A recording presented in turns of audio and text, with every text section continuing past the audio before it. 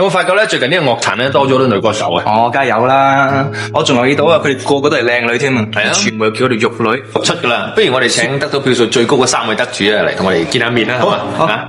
好啦，咁最具代表獎由周慧敏，有請 Vivian， 噔噔噔噔，大家影相啊！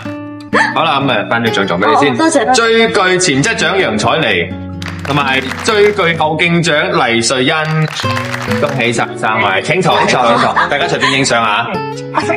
差啲坐咗人哋度，唔好意思。喂，係咧，其實咧，即係玉女形象咧就係人哋俾你哋噶，咁但係你哋自己對於你哋呢個形象點睇咧？啲田生先。形象就係我諗人哋即係認為覺得你係咁樣啦。咁如果我自己嚟講，就一出道我都係咁噶啦，由即係做歌手，再要係扮演其他嘅角色，咁就即係同演戲變咗冇分別咯。OK，所以咧，我覺得。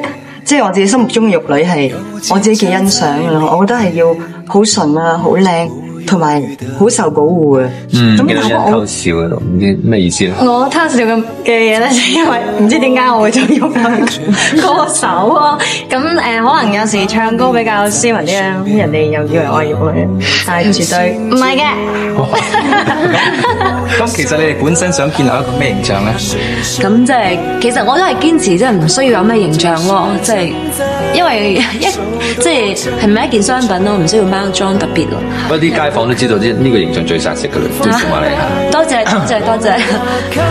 我覺得如果要揾一個形象俾自己，最好揾一啲同自己嘅性格近似啲嘅咯。咁我做得係最舒服、最自然。咁你會唔會揀翻玉女咧？俾你自己即係由頭揀過？因為好似我覺得玉女我仲爭一橛咯，仲爭一橛路先可以去到。咁啊咩咧？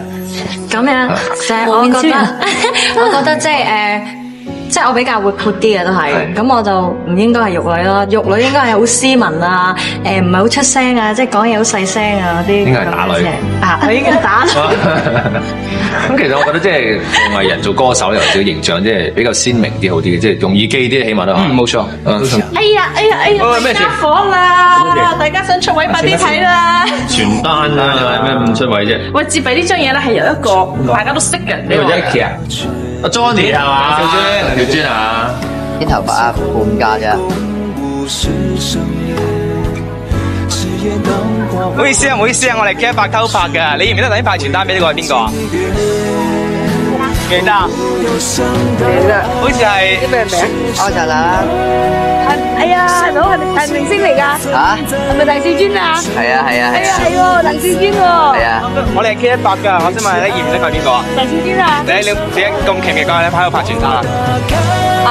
奇唔奇怪啊？做善事啊嘛，係咪啊？咁都俾你估到。知喺度做咩啊？拍傳單。唔知啊。你去冇？佢有冇記攞啲傳單啊？冇，我哋問佢嘢嘅。點解佢唔係派傳單俾你啊？唔係啊，我哋問佢呢頭邊間卡拉 OK 最平。你唔知佢係邊個㗎？我知。佢係邊個啊？馬仔嘛。係喺屋企喎。好犀㗎！女仔通常係俾人利用嘅，知唔知啊？誒唔好意思啊，我哋 K100偷拍嘅，你認唔認得頭先派傳單俾你個係邊個啊？認得。你揾啊！幾怪啊！拍嘢嚟㗎。係啊，冇辦法啦，冇得撈。唔好意思啊，我哋 K100偷拍㗎，你認唔認得頭先派傳單嗰俾你個係邊個？啲人喺嗰邊咧，你望一望先啊。好。係咪？你認唔認得係邊個啊？嚇，叫做鄧兆尊啊嘛。佢有冇逼你啲傳單啊？啊？你唔奇怪嘅？我梗係唔奇怪啦，係做緊戲。你咁都知啊？好平啊！唔好意思啊，我哋 K100偷拍㗎，你認唔認得頭先派傳單俾呢個係邊個？我鏡頭喺嗰邊。係邊個？係唔認得？望一望個鏡頭先啦。望一望鏡頭先啦，我哋偷拍嘅咋。係喎。你會認得係邊個㗎？長哥個仔咯。係啊，佢有冇逼你？佢有冇要逼你張傳單啊？冇啊，佢成日得閒嚟電話啫嘛。係啊，咁你會唔會嚟電話㗎？咁都冇地址，點叫人電話啫？都係電話喺嗰度先。我哋 K100偷拍嘅，頭先你認唔認得派傳單俾你個係邊個？小尊，鏡頭嗰邊啊？佢有逼你張傳單？有啊。你會唔會嚟電？有冇睇嗰張傳單講咩？未睇啊。你會唔會電話？你咁大隻都逼我，驚我逼你，冇理由喎。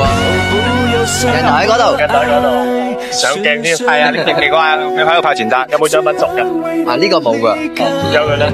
小豬派咁耐傳單辛唔辛苦啊？我唔辛苦，派咗個嚟2個鐘啫，不過都幾攰㗎，幾攰嘅。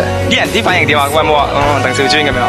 有啲有㗎嚇，佢望到咁隻眼，咁我咪俾咗佢咯。但係知佢偷拍，佢唔知應該。有一啲知，有啲唔知咯。知嗰啲咪調運路走啊！佢哋好奸啊！佢哋。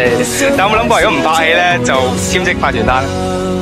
冇諗過，不過我諗業餘我都會做嘅，如果有人需要嘅話。但係咪好似要咁講，真係5折先？係唔奇咯，但係呢張冇地址，呢張冇地址嘅啦，各位大男一個地址都冇嘅，唔知喺邊度搵。啲人成日問我咯，啲人認得出係假嘢。下次唔該印埋啲地址落去啦。下次佢再搵你扮第樣，冇問題，制唔制？冇問題。開隻小明或者好啊，一齊喎。好。点个关注不迷路。出现